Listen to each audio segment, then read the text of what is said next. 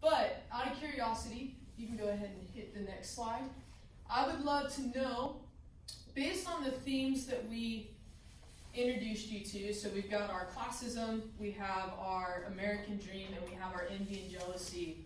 Looking at the text that we just read, where do you see how Fitzgerald is starting to potentially develop those themes? Is there one theme that stands out to you? Can you see all three of those themes being developed? Where do you see in the text in front of you that theme starting to come alive? Because take in mind, this is page 5, so the theme's not going to be fully developed yet, but we can see little hints of what Fitzgerald's doing. Yeah? So like in the way that he describes his cottage, like as less fashionable, most superficial, and then moving on to describing the other lifestyles. So the one house, colossal affair, his house was an eyesore.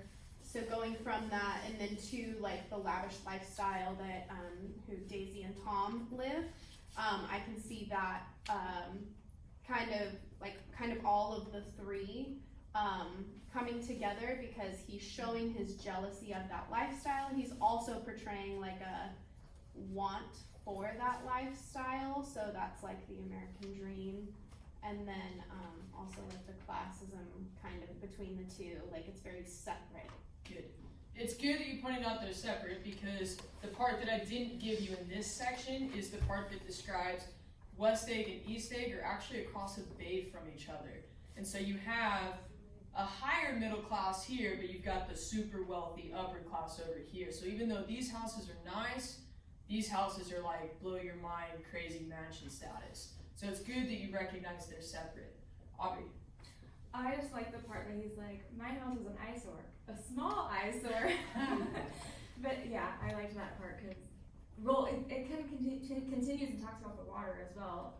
It says he has the partial view of his neighbor's lawn next to all the millionaires. But why did you like that part? Why did that part stand out to you? Well, it just made me laugh because he was kind of saying, my house is poop, but you can't really tell that it's poop because it's so small. You don't even see it. You're looking at the millionaire's house that you don't even notice the little poop house.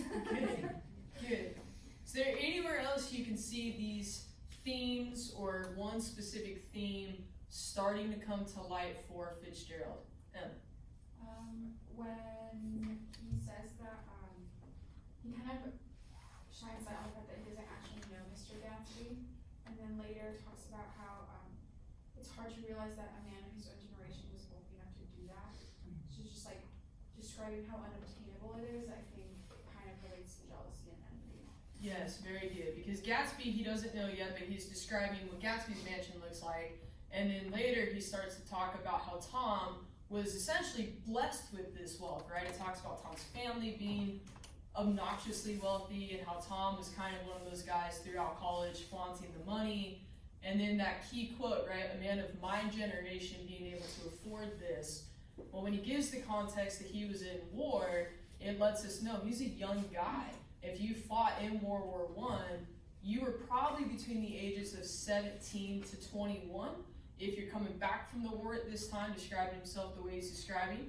And so there's a good chance that he's in his middle 20s at this point in time. He's had enough time to go to war and also go to college. But absolutely, so if you can think of somebody in their middle to late 20s, comparing somebody else in their middle to late 20s being able to afford in that day and age what would be like being able to pull up like a Rolls Royce for like nothing. A big expensive car, right? So that's kind of what he's saying. So very, very good. Very good. And then if, again, we had more time, we would be going into more, you guys already did this in that first discussion about which descriptive words helps, describe the distinction. So we got eyesore, we got little eyesore, we got big elaborate, we got mansion, we got a lot of the key terms there. And then we would then go into what kind of character does Nick appear to be at this point in time as he's describing these things, and then who is he portraying Tom and Daisy to be?